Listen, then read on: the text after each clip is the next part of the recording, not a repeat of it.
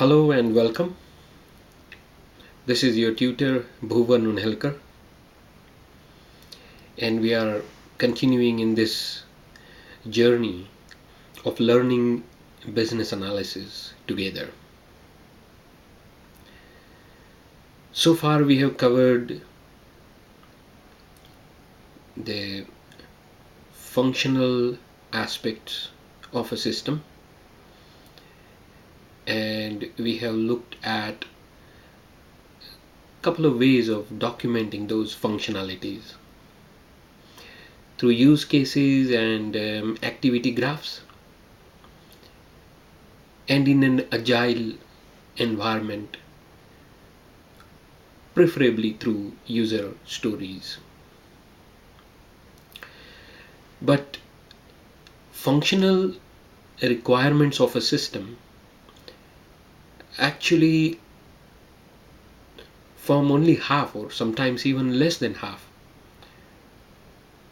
of what a system is supposed to be doing. Now, these groups of functionalities are not behavioral or not functional in nature, in the sense that if I say here is a use case, customer withdraws cash. Now that's a behavior, that's a functional behavior. As we studied with the use case, we will say customer takes a certain action, system responds, customer does something else, teller jumps in, teller responds, and these interactions between the actors and the system are documented as use case.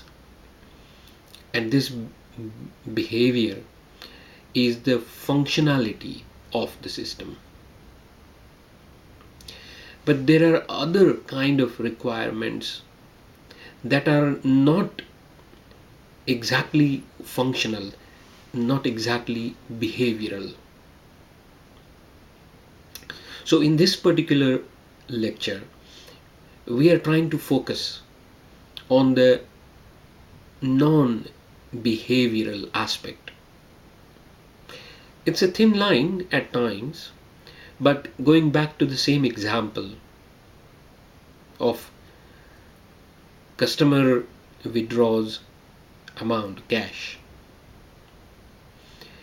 a good example of non-functional requirement will be how many times a customer withdraws cash in one day.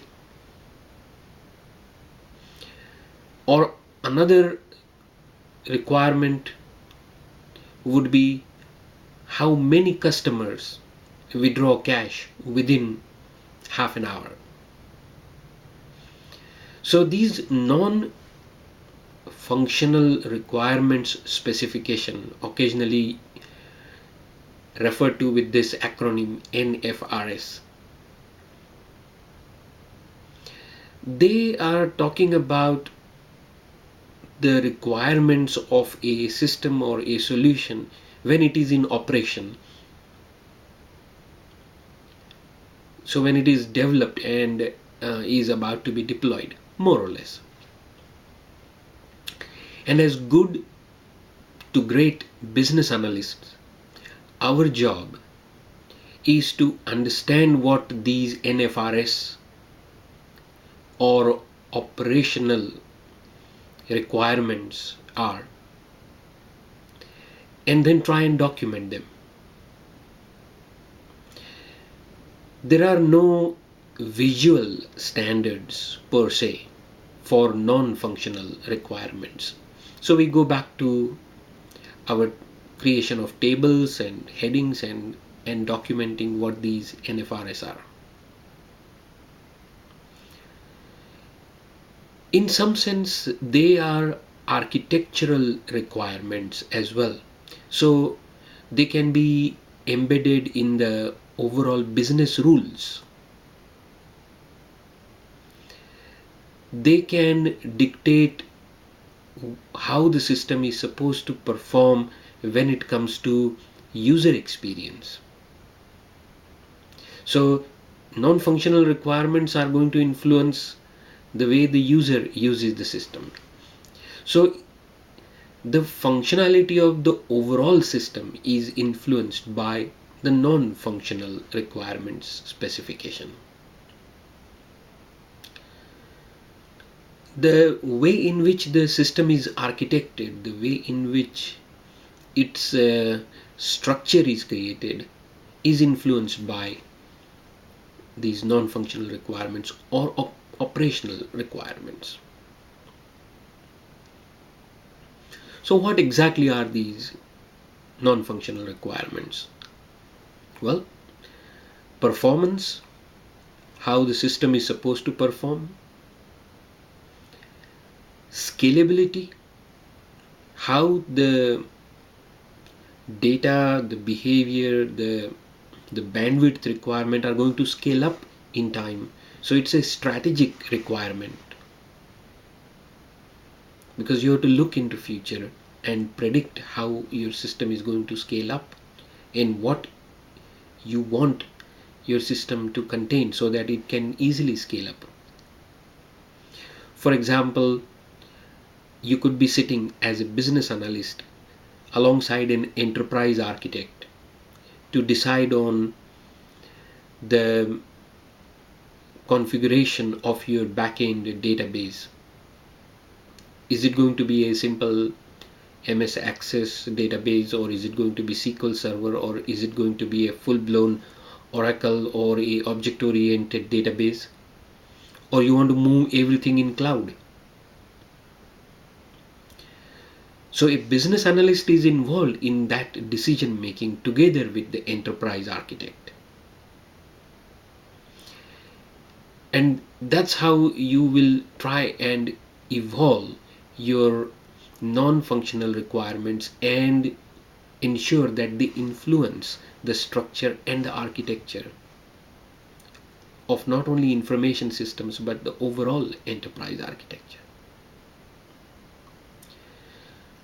What is the volume? How much of data your system will be required to store? Now, coming from a business viewpoint, usually you might say, I don't care, because you may not be fully aware of the limitations of the database, because that could be the job of an enterprise architect. But you can always say that I am expecting 1,000,000 customers, or I am expecting 5 million records, or I am expecting within 1 year 100 million transactions. So that kind of an estimate in terms of capacity and volume can only be provided by someone who knows the business, who understands the business, and who has modeled the business. And that is you. So as great business analysts, you are doing the job of influencing the overall architecture of the system or the solution. How much of stress your system or your solution can handle, which means together with volume and performance, you bring in elements of risk. It's a completely non-functional requirement. You're not documenting how a customer withdraws cash, but you are documenting the risks associated with a customer withdrawing cash. What are the requirements for backup? Administrative requirements. Depending on the risks, depending on the volume, depending on the performance requirements, you could be suggesting daily backups or weekly backups or monthly backups, on-site, off-site. If the solution architecture is cloud-based and the enterprise architect is chatting with you, you can influence the administrative aspect even if it is on the cloud. Although if it is on the cloud, the admin will suddenly drop. What sort of technical environment, for example browser on a mobile device or browser on your laptop, that of your user, what kind of environment is required? That will not change even if the behavior changes. The customer withdraws cash use case changes, it will not influence the non-functional requirement of an operating system or browser or security. So you will find that I have provided a list of all these non-functional requirements, and I want you to explore them further, and then you have to document a couple of them, or as you are asked. Now, even in terms of the levels at which non-functional requirements apply can change. For example, there could be a requirement for security that applies to the entire bank or the financial institution. But then you can come down to say a 3-second response time for every customer query. That's going to enhance user experience. That is a non-functional requirement, but it may not apply to all systems or to the entire organization.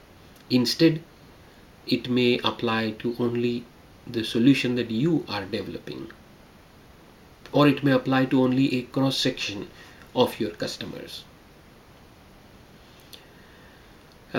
You can apply non-functional requirements at individual function levels, that means at a use case level, or across all data sitting in a database. So there are various levels at which non-functional requirements apply, so they don't apply at the same level, and again you are invited to explore them after you have studied the seminar. So that's what non-functional requirements are. You can see that in a solution, in an overall solution, the behavioral aspect, that is the functional aspect, and then other functional aspect, which is the non-functional aspect, both play a crucial role. And the non-functional, as I mentioned earlier, influences the architecture, the structure of the system, the user experience, and many more things that provide stability to the system as it is deployed. So you will have to somehow be aware of the new ways in which systems are deployed, the cloud-based architectures, and what's the advantage and limitations of a cloud-based architecture. How are your data servers working in the background? Now, as business analyst, you may not know all of this, but you are going to be working together with people who know these systems and hardware and networking, and you will interact with them. These are your network administrators, your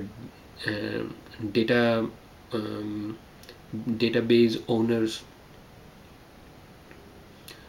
and your other expert like usability, for example.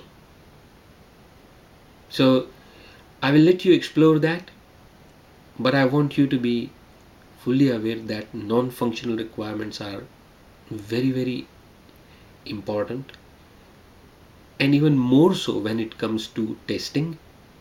Do not leave testing of non-functional requirements right up to the end. So as your system is getting integrated continuously, particularly if you are following an agile approach, you will have to start making provisions for testing of non-functional requirements. And that means, together with the developers, together with the architects, you are going to say, create a test environment with 1 million records or 10 million records, and then apply the functional test, and for example apply customer withdraws cash and that particular behavior, but not simply the behavior. The pass and fail of this particular non-functional test case is not whether customer is able to withdraw cash or not. Yes, the customer should be able to successfully withdraw cash or should be able to be rejected if it is not validated customer. But non-functional test means, is your system, as it is getting integrated continuously, able to respond to your requirement of less than 3 seconds for a customer query, for example, or a customer transfer. So you will have to start making provisions for testing of non-functional requirements right from the beginning.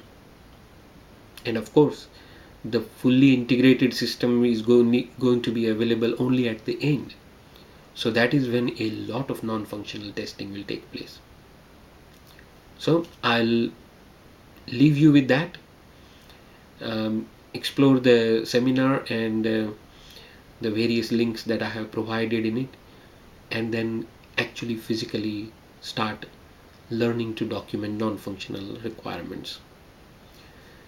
This is Bhuvan Unelkar, your tutor. I hope you are enjoying the journey. I definitely am. Thank you.